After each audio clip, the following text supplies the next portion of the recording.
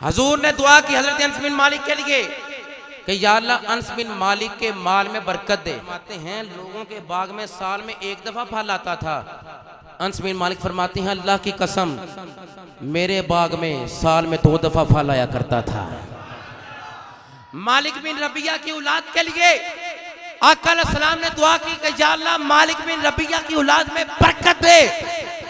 तो कितनी बरकत हुई, 80 बेटे आपके यहाँ पैदा हुए। हजरत अबू तालिब बीमार थे तो आपकी बीमार पुरसी के लिए इयादत के लिए मुस्तफा तशरीफ ले गए। तो चचा कहने लगा भतीजे से, अबू तालिब ने कहा ऐ भतीजे मेरे लिए दुआ कर। सरकार ने हाथ उठाए, सेहत की दुआ की। अबू तालिब उठकर बैठ गए जैसे किसी ने रस्सी खोल दी हो। और किसके लिए हजूर ने दुआ की? हजरत उमर के लिए दुआ की कि या अल्लाह इस्लाम को उमर दे।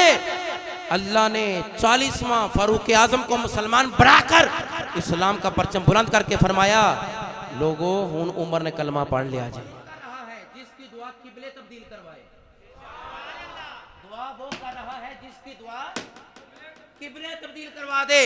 वो फारूक आजम के लिए दुआ कर रहा है जिसके लबों पर खुदा बोले, दुआ वो कर रहा है।